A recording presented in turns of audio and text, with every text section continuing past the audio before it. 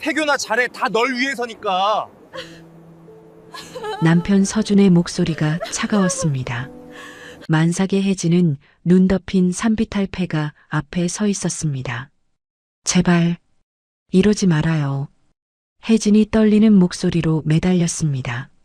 하지만 서준은 이미 차로 돌아가고 있었습니다. 그의 손엔 혜진의 핸드폰이 들려 있었습니다. 그가 탄 차에 시동이 걸렸습니다. 안 돼, 안 돼요. 혜진이 비틀거리며 차를 쫓아갔습니다. 하지만 만삭의 몸으로는 몇 걸음도 갈 수 없었습니다. 차의 뒷모습이 점점 작아져 갔습니다. 서준은 백미러로 눈밭에 주저앉은 혜진을 마지막으로 쳐다봤습니다. 서준은 이 순간을 자신이 평생 후회하게 될 줄 꿈에도 모른 채 떠나고 있었습니다. 멍하니 눈밭에 주저앉아 있던 혜진은 자신의 푸른 배를 보았습니다. 정신이 번쩍 들었습니다. 떨리는 손으로 가방을 열고 안쪽 주머니에서 숨겨둔 구형 폴더폰 하나를 꺼냈습니다. 단축번호 1번을 길게 눌러 신호가 울리던 순간 투둑 따뜻한 액체가 다리를 타고 흘러내렸습니다. 양수가 터진 것입니다. 진통이 시작되었습니다. 혜진은 이를 악물고 폐가 안으로 기어들어갔습니다. 어둠과 추위뿐인 그곳에서 홀로 진통을 견디며 기다렸습니다. 과연 혜진이 전화를 건 곳은 어디였을까요? 혜진은 아이와 함께 무사히 구출될 수 있을까요? 잠깐 사연 시작하기 전에 구독과 좋아요 눌러주시면 그곳에 계신 여러분께 따뜻한 응원과 행운을 전하겠습니다. 자, 그럼 사연 시작하겠습니다. 진통이 몰려왔습니다. 혜진은 벽에 기대 미끄러져 내려앉았습니다. 바람 소리만이 정막을 채웠습니다. 체온이 빠르게 빠져나가며 손발이 얼어붙기 시작했습니다. 혜진은 떨리는 손으로 가방을 뒤져 옷가지를 꺼내 몸에 감쌌습니다. 그리고 배를 감쌌습니다. 빨리, 제발, 살려줘요. 혜진은 폴더폰을 꼭 쥐었습니다. 이제 기다리는 것뿐이었습니다. 진통이 점점 심해졌습니다. 간격이 짧아졌습니다. 혜진은 비명을 삼키며 이를 악물었습니다. 아직 안 돼. 혜진의 의식이 흐릿해졌습니다. 안 돼. 잠들면 안 돼. 그때였습니다. 멀리서 엔진 소리가 들려왔습니다. 한 대가 아니었습니다. 여러 대였습니다. 혜진이 희미한 의식으로 고개를 들었습니다. 폐가 마당에 검은 차량 서너 대가 멈춰 섰습니다. 헤드라이트가 어둠을 가르며 폐가를 환하게 비쳤습니다. 눈보라 속에서 차 문이 열렸습니다. 정장 차림의 사내들이 내렸습니다. 그들은 군인처럼 재빠르게 움직였습니다. 여기 계십니다. 한 사내가 외쳤습니다. 발소리가 가까워졌습니다. 폐가 문이 활짝 열렸습니다. 손전등 불빛이 혜진을 비췄습니다. 찾았습니다. 진통이 시작된 것 같습니다. 사내들이 달려왔습니다. 누군가 두꺼운 담요를 가져왔습니다. 누군가 혜진을 조심스럽게 들어 올렸습니다. 괜찮습니다. 이제 안전합니다. 낮고 차분한 목소리였습니다. 혜진은 그 목소리의 주인이 누군지 알 수 없었습니다. 하지만 이상하게도 안심이 되었습니다. 차에 실린 혜진은 따뜻한 담요에 감싸였습니다. 히터가 켜졌습니다. 차가 빠르게 움직였습니다. 혜진의 의식이 점점 멀어졌습니다. 차는 눈보라를 헤치고 어둠 속으로 사라졌습니다. 그리고 폐가는 다시 정막에 잠겼습니다. 그 누구도 혜진이 어디로 가는지 알 수 없었습니다. 같은 시각 서울로 향하는 고속도로. 서준의 차는 눈보라를 뒤로하고 달렸습니다.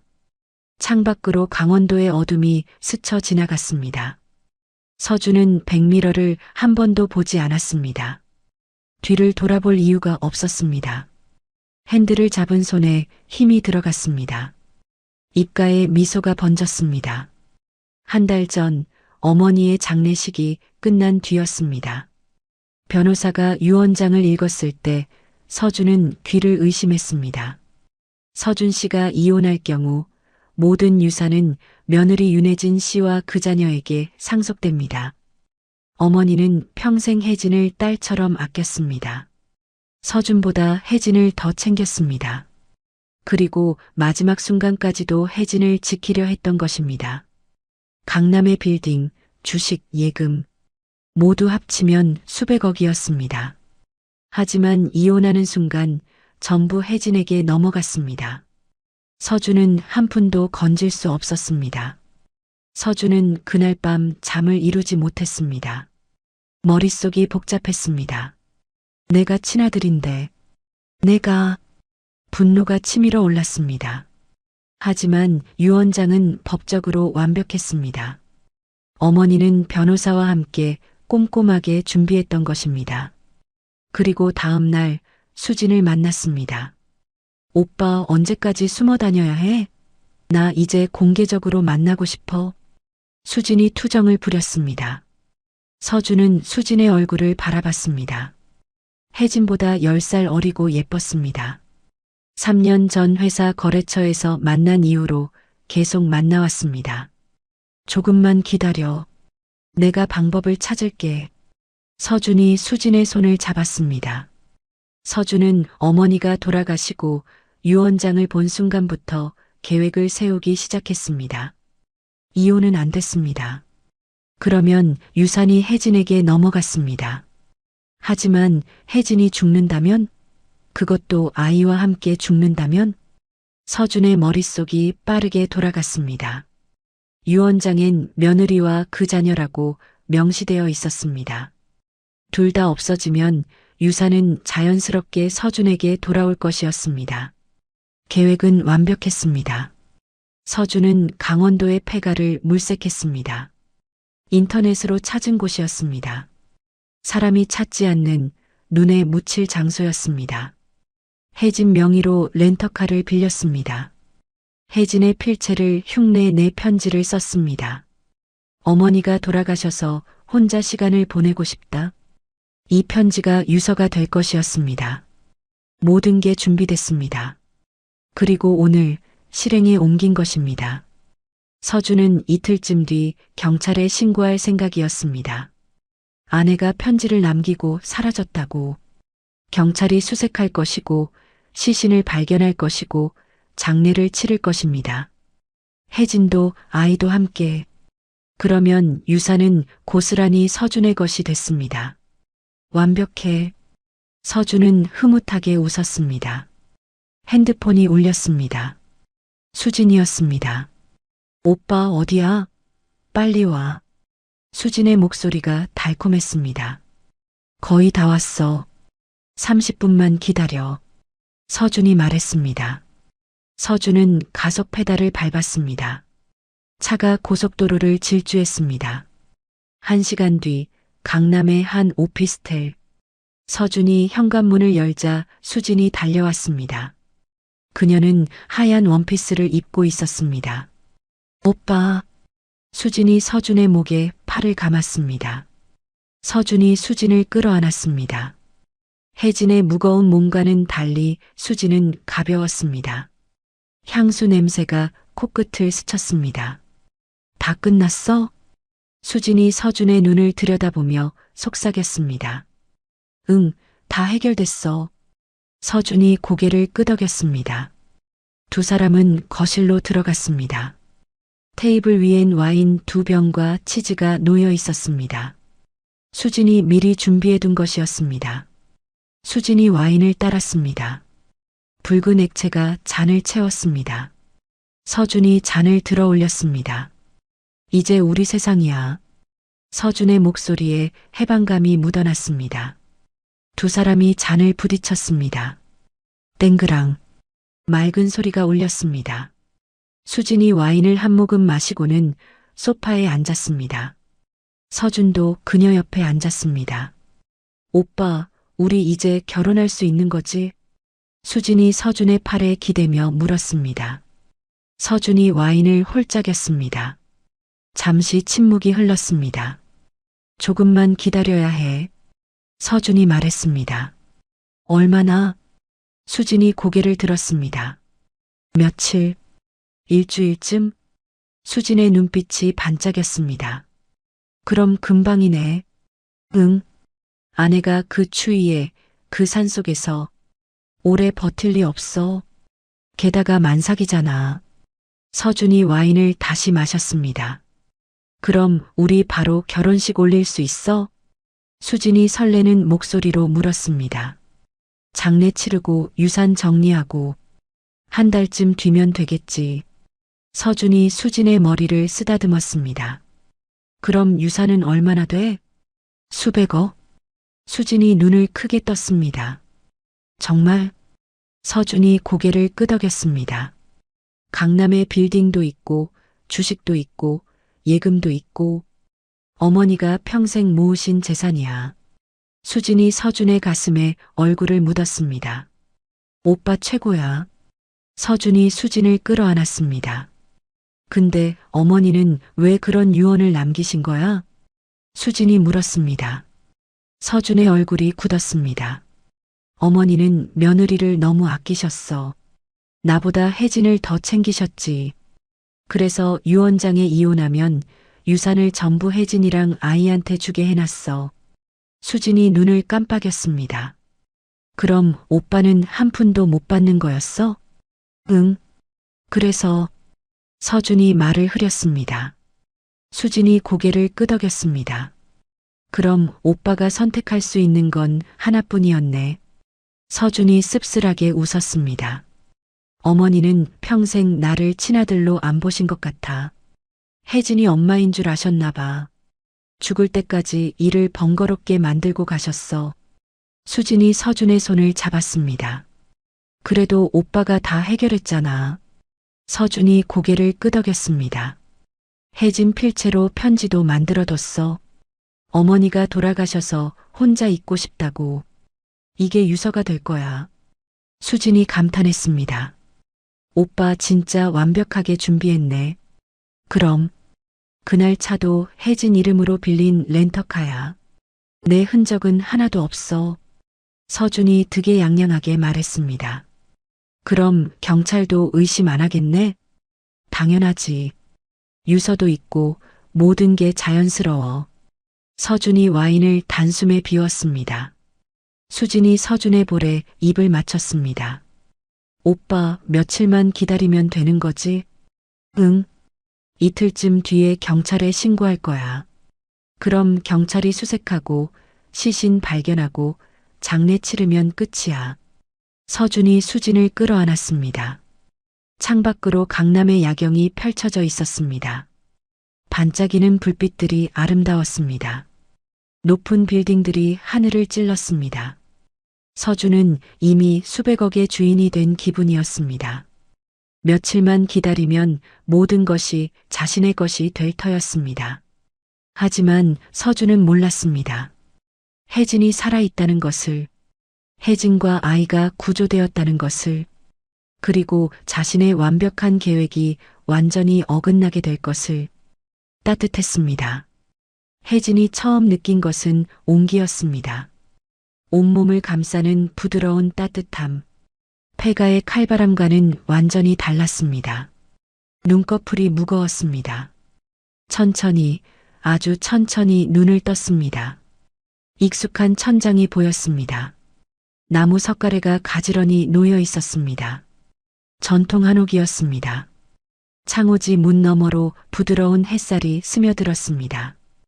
혜진은 천천히 몸을 일으키려 했습니다. 하지만 팔에 힘이 들어가지 않았습니다. 온몸이 쑤셨습니다. 뼈마디마디가 욱신거렸습니다. 그리고 배가 이상했습니다.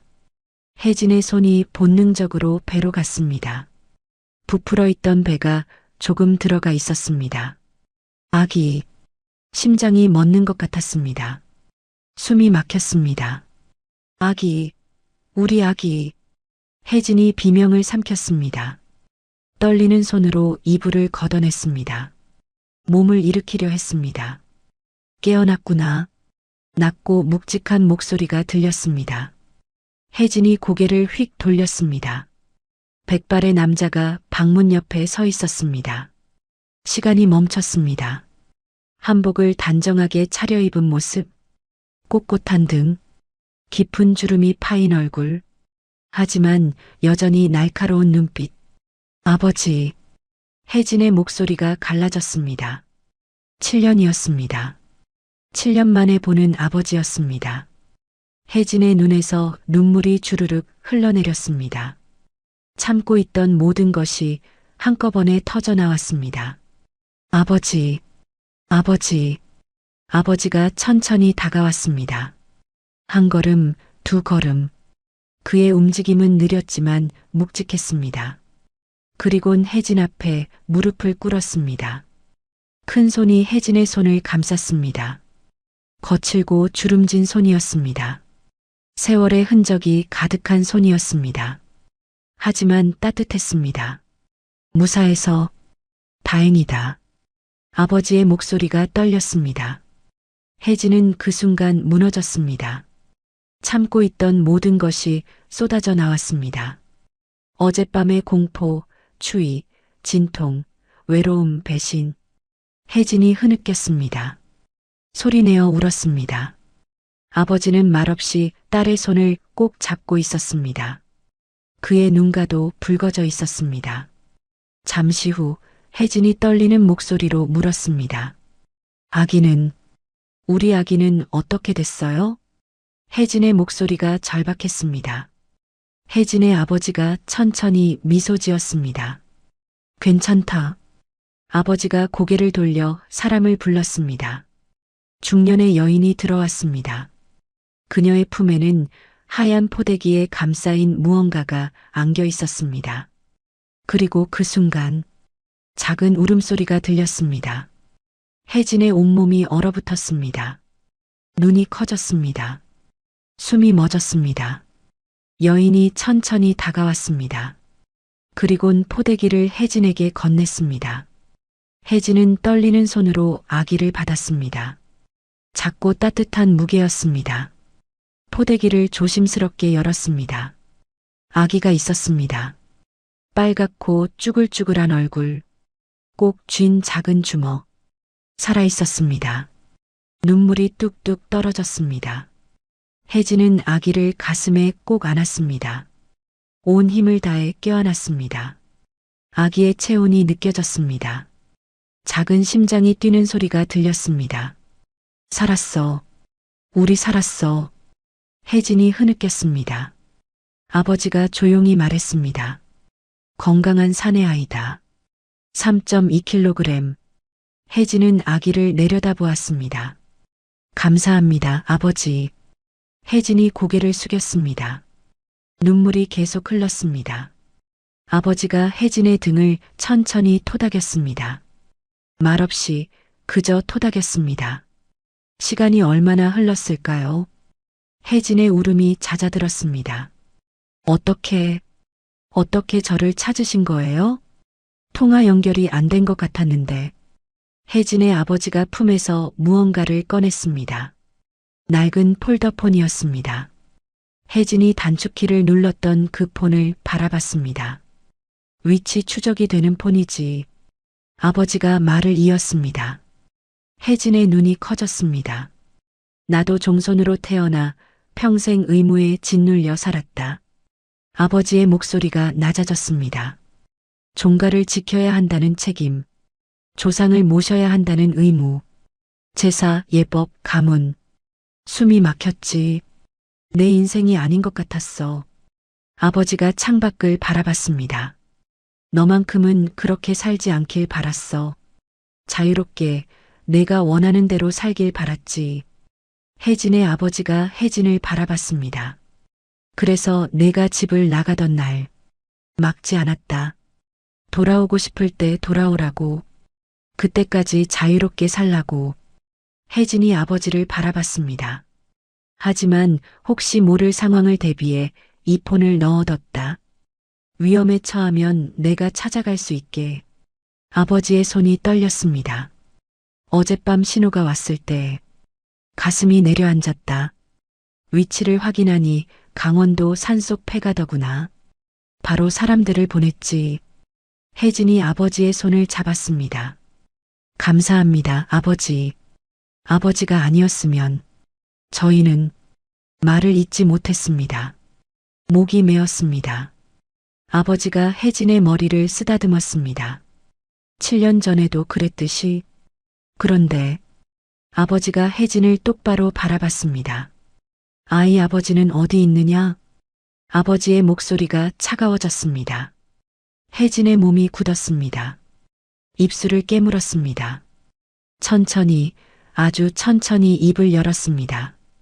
그리고 모든 것을 이야기했습니다.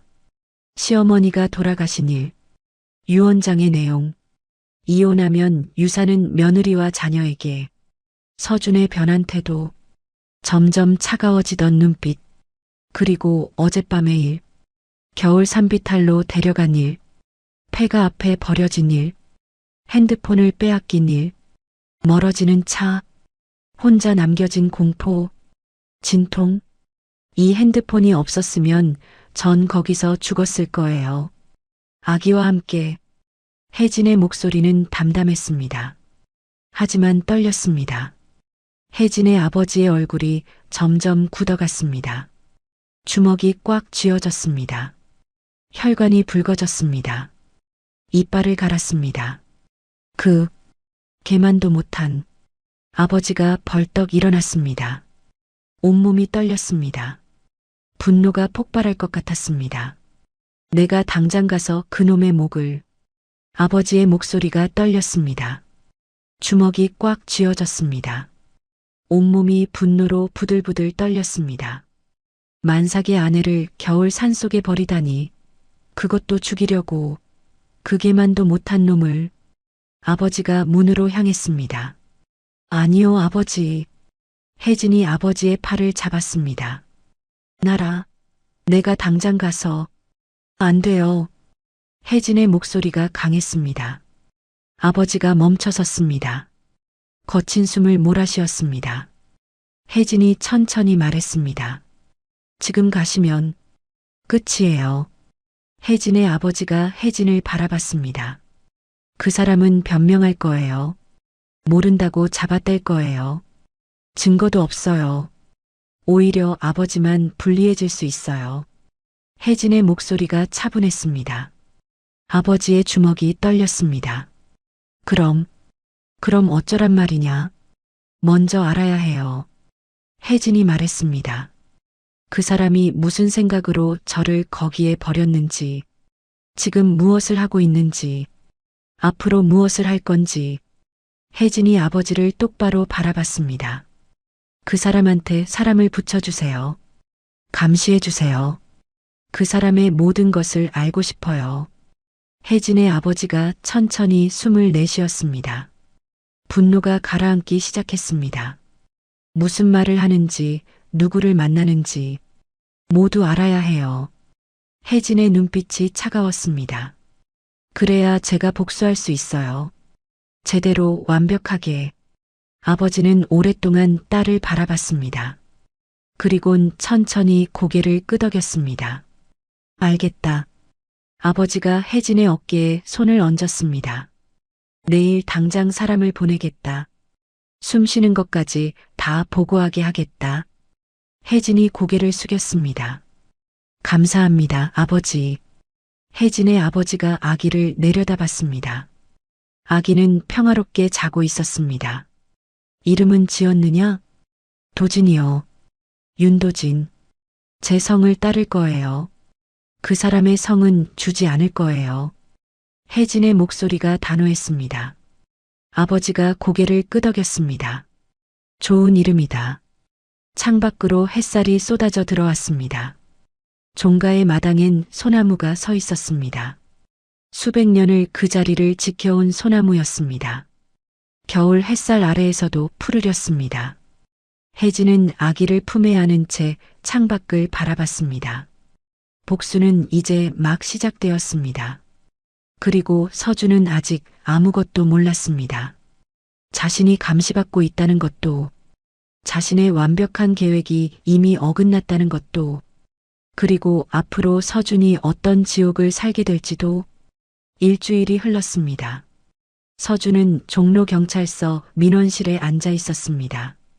떨리는 손으로 실종신고서를 작성했습니다. 펜을 쥔 손에 힘이 들어갔습니다. 서준은 신고서를 작성하면서 머릿속으로 리허설했던 대사를 떠올렸습니다. 신고서를 제출하자 중년의 형사가 서준을 불렀습니다. 이쪽으로 오시죠. 서준이 조사실로 들어갔습니다. 차가운 형광등 불빛이 방 안을 비쳤습니다. 녹음기가 테이블 위에 놓였습니다. 부인이 실종되셨다고요? 형사가 물었습니다. 네. 서준의 목소리가 떨렸습니다. 연기가 아니었습니다. 진짜 떨렸습니다. 언제부터 연락이 안 되셨나요? 일주일 전이요. 12월 5일 오후에 아내가 편지를 남기고 나갔어요. 서준이 주머니에서 편지를 꺼냈습니다. 혜진의 필체를 완벽하게 흉내낸 편지였습니다. 형사가 편지를 읽었습니다. 어머니가 돌아가셔서 너무 힘들어요. 혼자 시간을 좀 보내고 싶어요. 걱정하지 마세요. 형사가 서준을 바라봤습니다. 시어머니가 돌아가셨나요? 네. 한 달 전에. 서준이 고개를 숙였습니다. 부인이 우울증이 있으셨나요? 그런 것 같아요. 어머니 돌아가신 후로 말이 없었어요. 밥도 잘 안 먹고. 서준의 눈에서 눈물이 흘렀습니다. 진짜 눈물이었습니다. 계획이 어긋날까봐 두려웠던 것입니다. 그런데 왜 일주일이나 지나서 신고하셨나요? 형사가 날카롭게 물었습니다. 서준의 등에 식은땀이 흘렀습니다. 편지에 걱정하지 말라고 했잖아요. 며칠 있다 돌아올 줄 알았어요. 근데 너무 오래 연락이 없어서. 서준이 얼굴을 손으로 가렸습니다. 혹시 부부 사이에 문제가 있었나요? 아니요. 전혀요. 저희는 정말 사랑했어요. 서준이 고개를 저었습니다. 형사가 몇 가지를 더 물었습니다. 서준은 준비한 대로 대답했습니다. 모든 게 완벽했습니다. 알겠습니다. 수색을 시작하겠습니다. 형사가 말했습니다. 서준은 경찰서를 나섰습니다. 차가운 겨울바람이 얼굴을 스쳤습니다. 서준은 차에 올라탔습니다. 핸들을 잡은 손이 떨렸습니다. 심장이 빠르게 뛰었습니다. 이제 며칠만 기다리면 돼. 경찰은 수색을 시작했습니다. 렌터카의 마지막 위치를 추적했습니다. 강원도였습니다. 하지만 그 이후의 흔적은 없었습니다. 차량도 발견되지 않았습니다. 혜진도 발견되지 않았습니다. 일주일이 지났습니다. 2주일이 지났습니다. 한 달이 지났습니다. 혜진은 흔적도 없이 사라졌습니다. 서준은 매일 경찰에 전화했습니다. 뭐라도 찾으셨나요? 아직입니다. 계속 수색 중입니다. 같은 대답만 돌아왔습니다. 서준은 조바심이 났습니다. 시신이 발견되어야 했습니다. 그래야 장례를 치르고 유산을 받을 수 있었습니다. 2달째 되던 날 서준은 법무법인을 찾아갔습니다. 강남의 한 고층 빌딩, 깔끔한 사무실, 정장 차림의 변호사가 서준을 맞았습니다. 무슨 일로 오셨나요? 서준이 상황을 설명했습니다. 아내가 실종되었다는 것, 시신이 발견되지 않았다는 것. 그럼 제가 유산을 받으려면 어떻게 해야 하나요? 서준이 조심스럽게 물었습니다. 변호사가 서류를 넘기며 말했습니다. 실종자의 경우 사망 선고를 받으셔야 합니다. 사망 선고요? 네. 법원에 신청하시면 됩니다. 언제 신청할 수 있나요? 서준의 목소리가 급해졌습니다. 변호사가 서준을 바라봤습니다.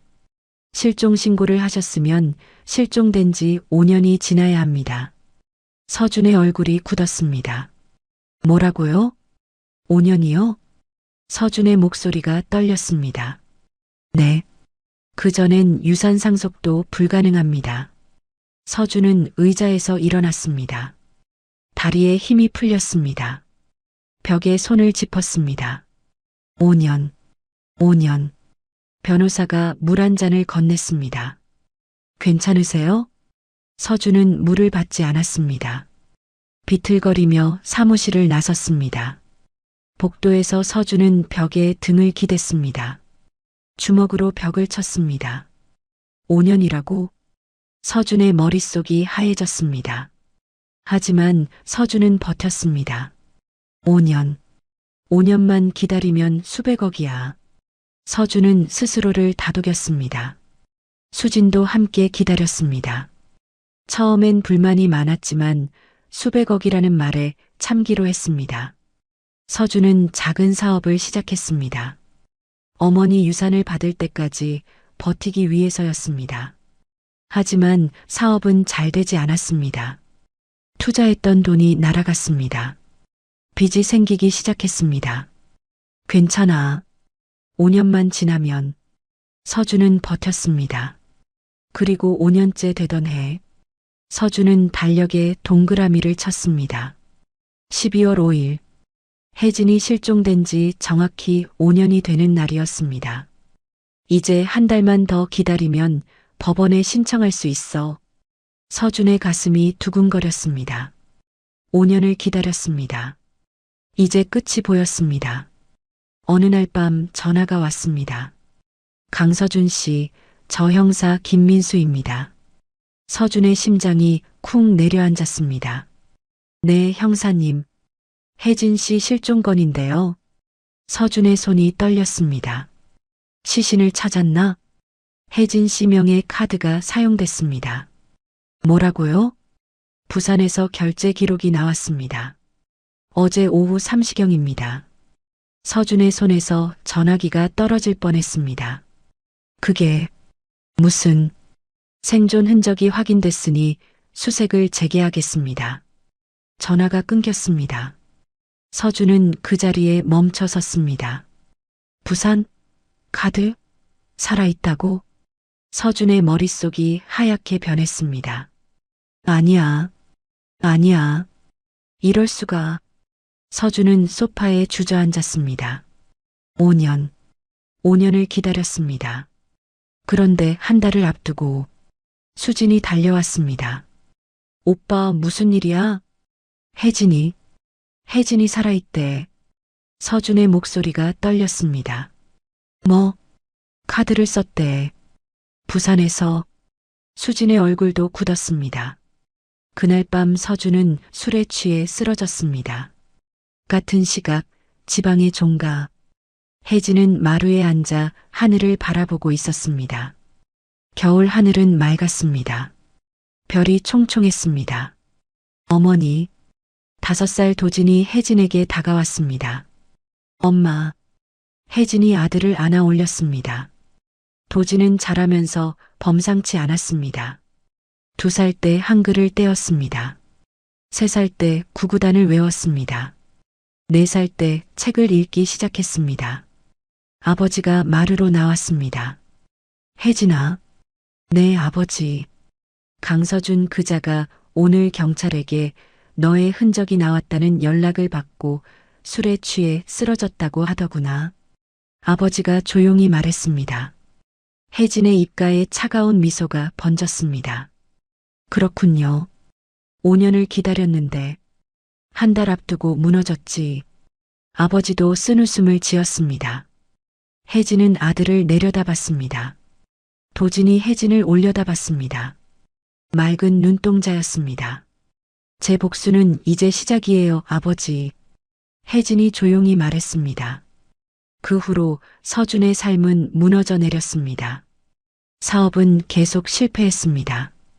투자금이 날아갔습니다. 빚이 점점 불어났습니다.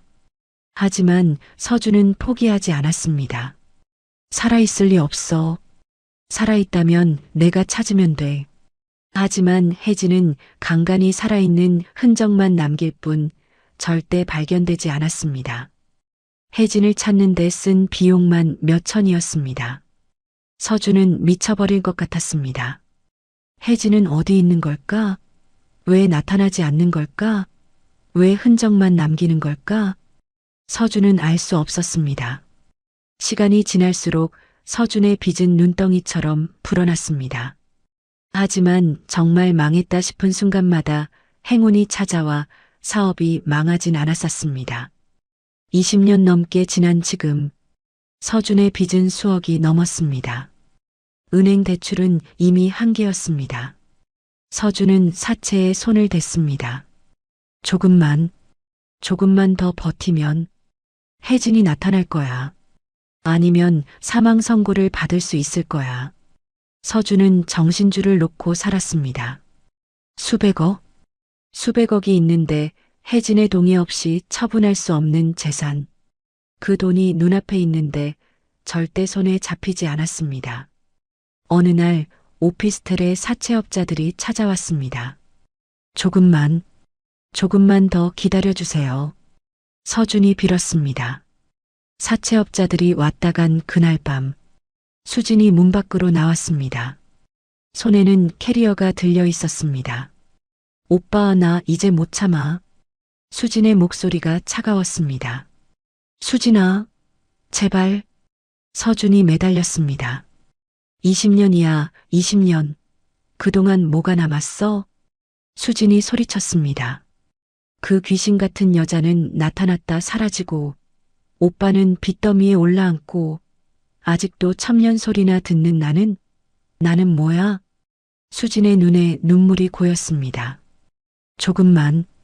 조금만 더. 안 돼. 나 이제 내 인생 살고 싶어. 수진이 서준을 밀쳤습니다. 쾅! 문이 닫혔습니다. 서준은 텅 빈 오피스텔에 혼자 남았습니다. 벽에 등을 기대고 미끄러져 내려앉았습니다. 신음이 새어나왔습니다. 23년이었습니다. 혜진이 사라진 23년 동안 서준은 기다렸습니다. 희망을 품었습니다. 절망했습니다. 다시 희망을 품었습니다. 또 절망했습니다. 끝없는 반복이었습니다. 그리고 이제 모든 것을 잃었습니다. 몇 달 후 서울의 한 골목. 밤이었습니다. 가로등 불빛이 희미했습니다. 서준이 골목을 지나가고 있었습니다. 남루한 옷차림이었습니다. 수염이 덥수룩했습니다. 냄새가 났습니다. 야, 강서준. 뒤에서 목소리가 들렸습니다. 서준이 뒤를 돌아봤습니다. 사채업자 서너 명이 다가오고 있었습니다. 서준의 얼굴이 하얗게 질렸습니다. 도망쳤습니다. 잡아. 사내들이 뒤쫓았습니다. 하지만 서준은 오래 달릴 수 없었습니다. 몸이 망가져 있었습니다. 사내들이 서준을 붙잡았습니다. 주먹이 날아오고 서준이 바닥에 쓰러졌습니다. 돈은 언제 갚을 거야? 혜진만 찾으면 수백억이. 서준이 중얼거렸습니다. 아직도 그 소리하고 있네. 미쳤나 봐. 사내가 비웃었습니다. 그때였습니다. 오토바이 소리가 들렸습니다. 골목 입구에 한 대의 오토바이가 멈춰 섰습니다. 헬멧을 쓴 젊은 남자가 내렸습니다. 뭐야, 저 새끼? 사내들이 고개를 돌렸습니다. 젊은 남자가 천천히 다가왔습니다. 헬멧을 벗었습니다. 20살 초반쯤 되어 보이는 청년이었습니다. 준수한 얼굴이었습니다. 차가운 눈빛이었습니다. 그만하시죠. 청년이 조용히 말했습니다. 뭐, 내가 누군데? 사내 하나가 청년에게 다가갔습니다. 청년은 서준을 가리켰습니다. 이분, 제가 좀 데려가도 될까요? 뭐, 이 새끼 빚이 얼만 줄 아냐? 사내가 소리쳤습니다. 청년이 고개를 저었습니다. 그래도 돈 때문에 사람을 이렇게 때리면 안 되죠. 청년이 양복 안주머니에서 수표 한 장을 꺼냈습니다. 일단 이걸로 오늘은 정리하시죠. 사내가 수표를 받아들었습니다. 눈이 커졌습니다. 이거 진짜야? 액면가를 확인한 사내의 얼굴이 변했습니다. 다른 사내들도 수표를 들여다봤습니다. 일단 오늘은 이만 가주지. 사내들이 수표를 챙겨 골목을 빠져나갔습니다. 골목엔 서준과 청년만 남았습니다. 청년이 서준에게 다가왔습니다.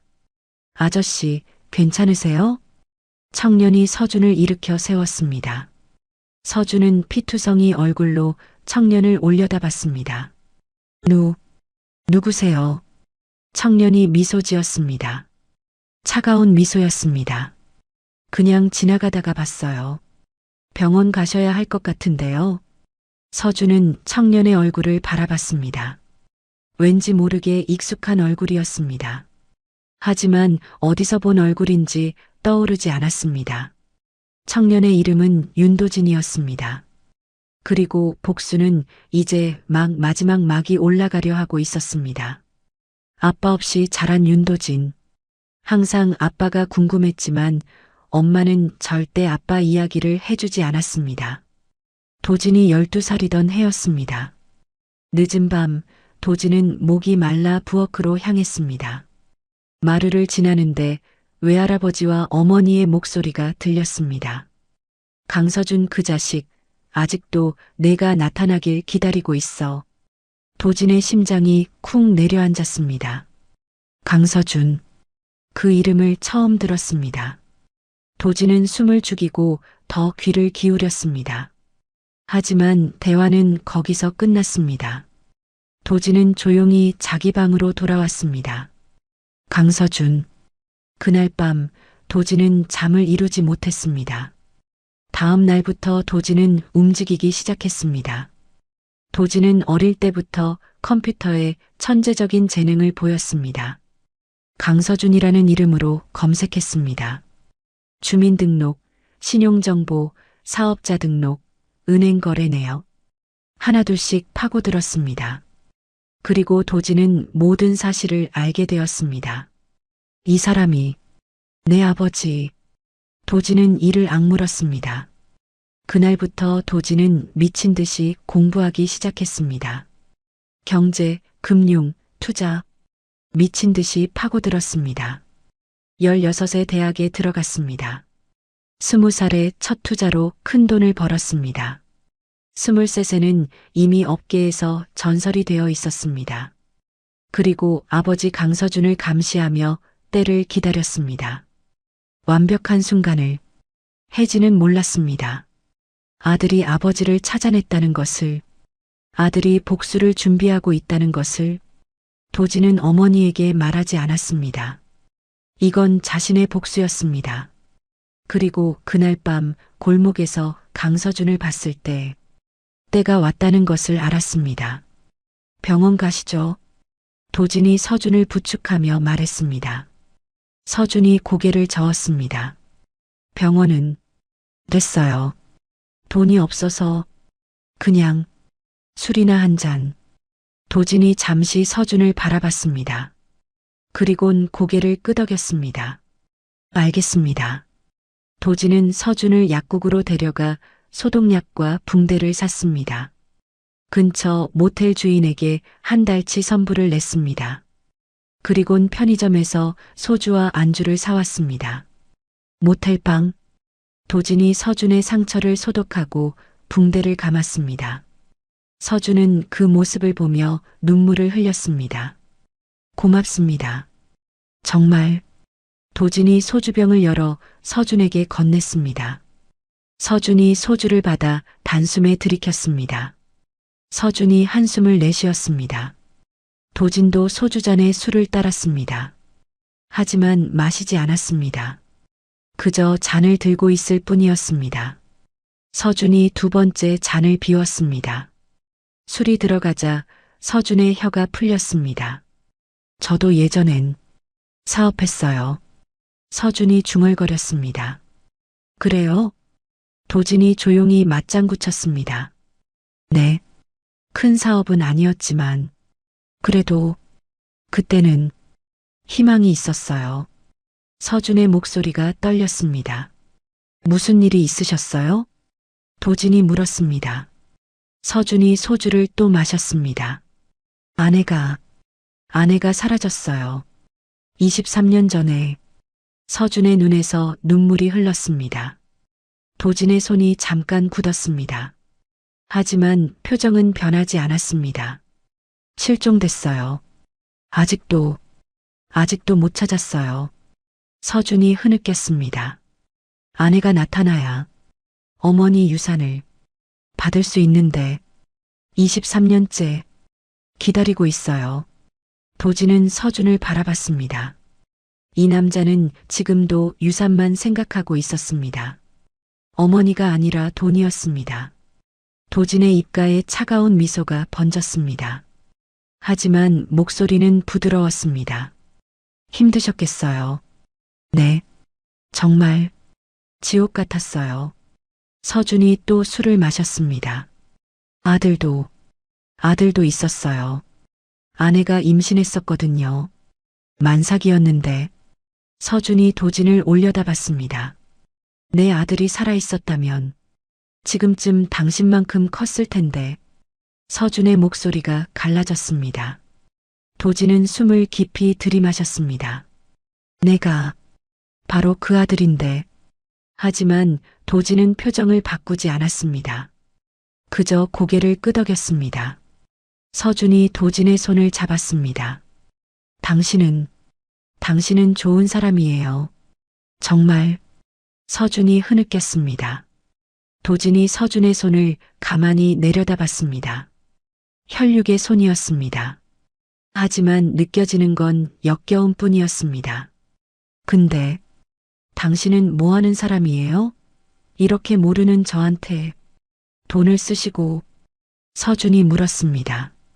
도진이 양복 안주머니에서 명함 하나를 꺼냈습니다. 저는 투자자예요. 도진이 명함을 건넸습니다. 서준이 명함을 받아들었습니다. 눈이 커졌습니다. 윤도진. 서준의 목소리가 떨렸습니다. 윤도진. 그 이름은 서준도 알고 있었습니다. 23세 업계를 뒤흔든 천재 투자가 신문에도 나왔던 이름이었습니다. 당신이 그 윤도진이에요? 도진이 미소 지었습니다. 네. 서준은 명함을 들여다봤습니다. 손이 떨렸습니다. 왜 저 같은 사람을? 도진이 창밖을 바라봤습니다. 저도 아버지가 없어요. 서준이 도진을 바라봤습니다. 어릴 때부터 아버지 없이 자랐어요. 그래서 아저씨가 조금 남 같지 않았어요. 도진의 목소리가 낮아졌습니다. 물론 거짓말이었습니다. 하지만 서준은 믿었습니다. 그랬구나. 당신도. 서준이 고개를 끄덕였습니다. 도진이 서준을 바라봤습니다. 이렇게 만난 것도 인연인 것 같아요. 아저씨, 제가 하나 제안해도 될까요? 서준이 눈을 깜빡였습니다. 제안이요? 네. 투자건인데요. 도진이 미소 지었습니다. 차가운 미소였습니다. 덫이 준비되고 있었습니다. 서준은 도진의 제안을 듣고 눈빛이 달라졌습니다. 투자요? 네. 제가 지금 준비 중인 프로젝트가 있어요. 신재생 에너지 분야인데 정부 지원도 확정됐고요. 도진이 차분하게 설명했습니다. 수익률이 어떻게 되는데요? 최소 300%. 1년 안에요. 서준의 심장이 빠르게 뛰었습니다. 300%? 네. 아직 초기 투자자를 모집 중이에요. 소액이라도 괜찮으니 관심 있으시면. 도진이 말을 흐렸습니다. 서준의 머릿속이 빠르게 돌아갔습니다. 300%면 1억을 넣으면 3억. 아니, 내가 가진 건 거의 없어. 하지만 저도 투자하고 싶은데 지금 당장 돈이. 서준이 말을 더듬었습니다. 도진이 고개를 끄덕였습니다. 괜찮아요. 천천히 생각하세요. 아니에요. 하고 싶어요. 꼭 하고 싶어요. 서준이 도진의 손을 잡았습니다. 근데 돈을 어떻게 구해야? 서준의 눈빛이 흔들렸습니다. 도진이 잠시 침묵했습니다. 그리곤 조심스럽게 말했습니다. 담보 잡힐 만한 게 있으세요? 담보요? 네. 집이나 차나 뭐라도요. 서준이 고개를 저었습니다. 다 빼앗겼어요. 사채업자들한테. 그럼 도진이 말을 멈췄습니다. 서준의 눈빛이 변했습니다. 아직 있어요.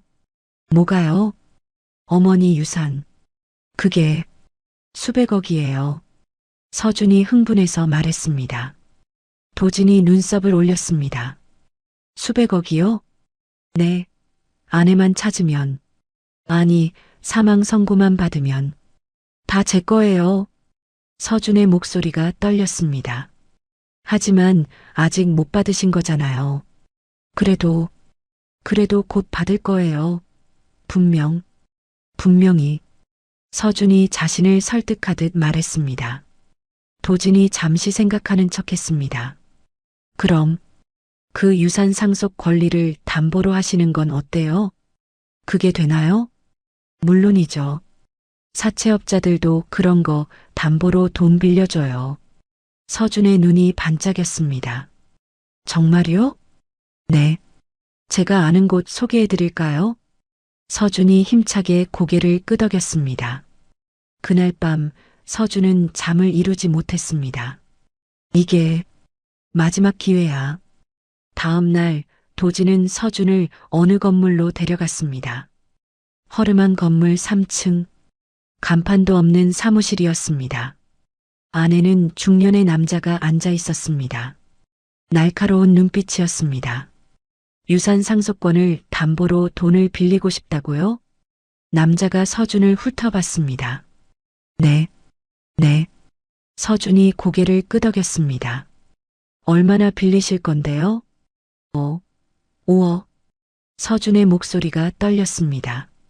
남자가 비웃었습니다. 유산이 얼만데요? 수백억입니다.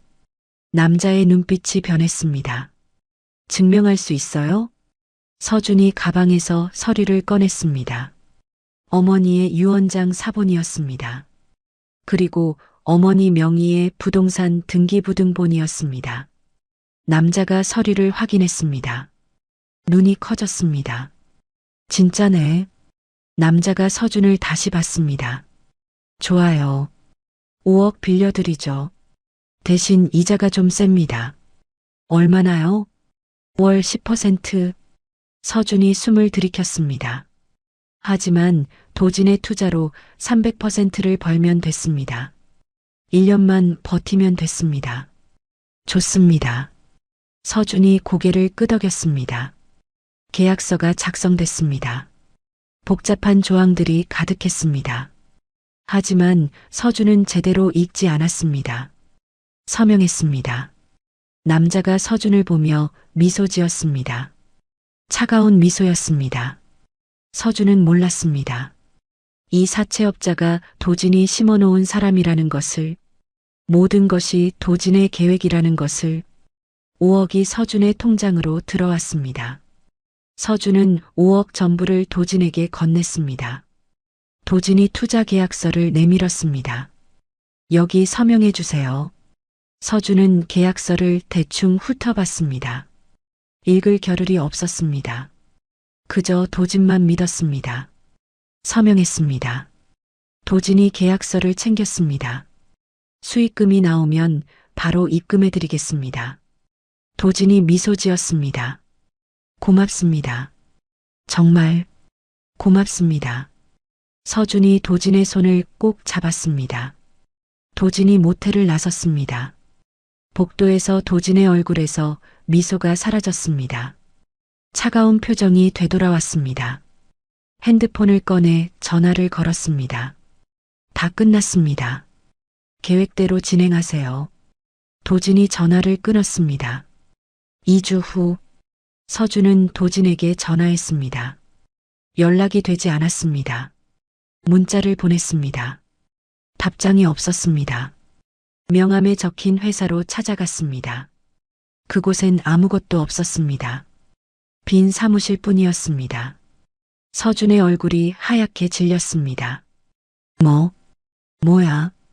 건물 관리인에게 물었습니다. 여기 투자회사 어디 갔어요? 투자회사? 그런 거 없었는데요. 일주일 전에 짧게 임대했던 사람들은 있었어요. 근데 벌써 나갔어요. 서준의 다리에서 힘이 빠졌습니다. 유령 회사였습니다. 5억이 증발했습니다. 서준은 그 자리에 주저앉았습니다. 핸드폰이 울렸습니다. 사채업자였습니다. 서준 씨, 이자 언제 갚으실 거예요? 조금만 기다려주세요. 투자가 사기였어요. 그건 제 알 바 아니에요. 전화가 끊겼습니다. 사채업자의 부하들이 찾아왔습니다. 서준의 방을 뒤졌습니다. 남은 것들을 모두 가져갔습니다. 서준은 거리로 내몰렸습니다. 노숙자가 된 지 3개월째. 서울의 한 지하철역 계단. 서준은 계단 구석에 앉아 있었습니다. 손에는 종이컵이 들려 있었습니다. 남루한 옷차림이었습니다. 수염은 덥수룩했습니다. 지나가는 사람들이 동전을 던졌습니다. 몇백 원, 몇천 원. 서준은 고개를 숙인 채 중얼거렸습니다.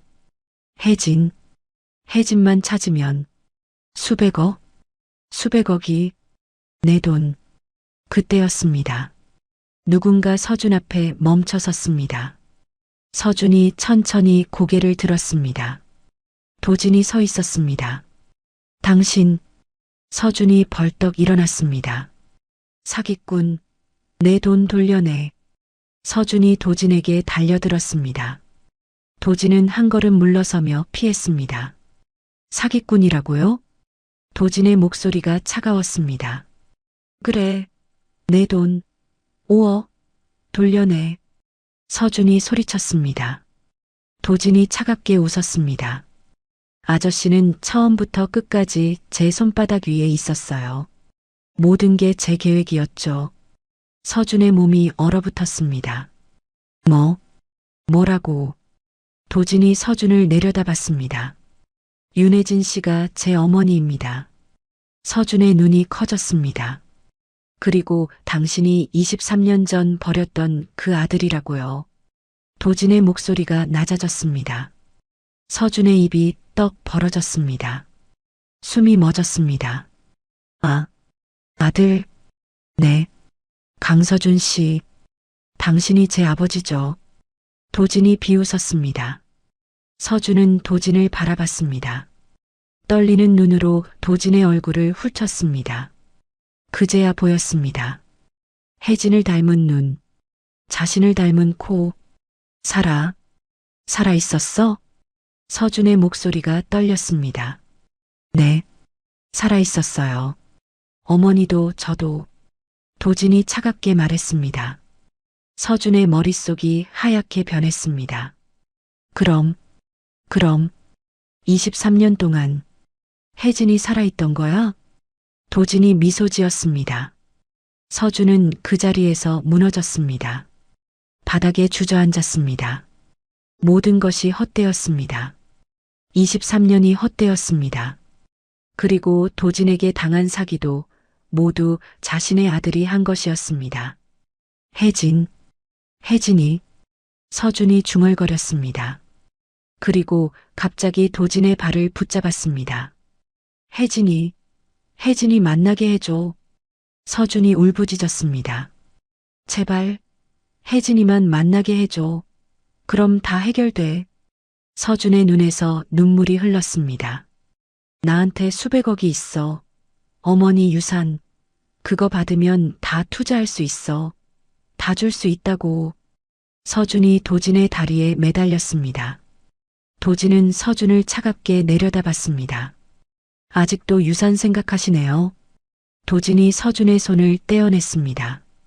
어머니는 아버지를 만나고 싶어 하지 않아요. 하지만 도진이 멈춰섰습니다. 제가 한번 물어볼게요. 어머니가 원하시면요. 도진이 돌아섰습니다. 정말, 정말, 서준이 소리쳤습니다. 도진은 대답하지 않았습니다. 그저 어둠 속으로 사라졌습니다. 서준은 그 자리에 남았습니다. 혜진이를 만날 수 있어. 서준이 중얼거렸습니다. 하지만 서준은 몰랐습니다. 진짜 지옥은 이제부터라는 것을. 종가의 밤은 고요했습니다. 도진이 마루에 앉아 있었습니다. 창밖으로 달빛이 쏟아졌습니다. 혜진이 방에서 나왔습니다. 아직 안 잤구나. 혜진이 도진 옆에 앉았습니다. 도진은 한참 동안 말이 없었습니다. 그저 달을 바라보고 있었습니다. 도진아, 무슨 일 있니? 혜진이 아들의 어깨에 손을 얹었습니다. 도진이 천천히 입을 열었습니다. 어머니, 사실 아버지에 대해 다 알고 있었습니다. 혜진의 손이 멈췄습니다.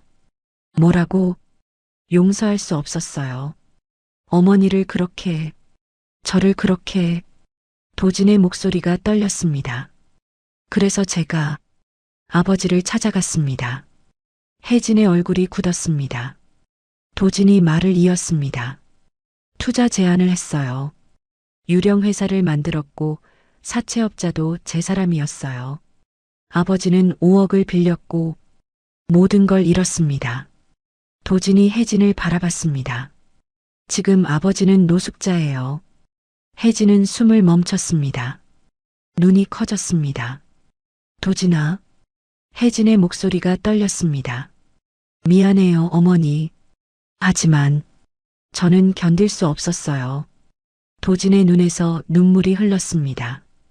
혜진은 아들을 바라봤습니다.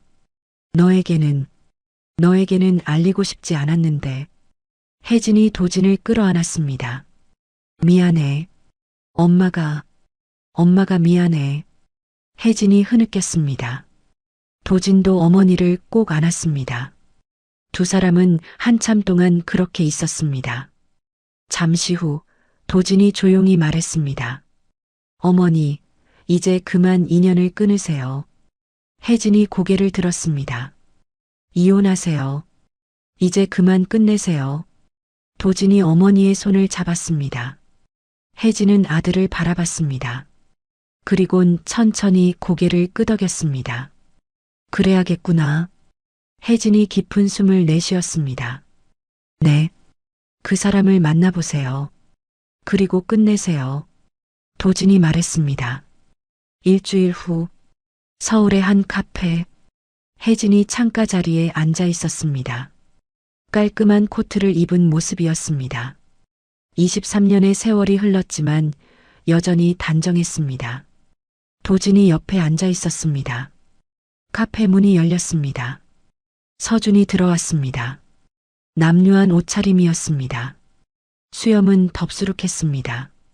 사람들이 서준을 힐끗 쳐다봤습니다. 서준이 혜진을 발견했습니다. 눈이 커졌습니다. 발이 멈췄습니다. 혜진. 서준의 목소리가 떨렸습니다. 혜진은 서준을 바라봤습니다. 표정은 차가웠습니다. 앉으세요. 혜진이 말했습니다. 서준이 비틀거리며 다가왔습니다. 의자에 앉았습니다. 손이 떨렸습니다. 혜진아. 서준이 혜진의 손을 잡으려 했습니다. 혜진이 손을 빼었습니다. 오랜만이네요. 혜진의 목소리는 담담했습니다.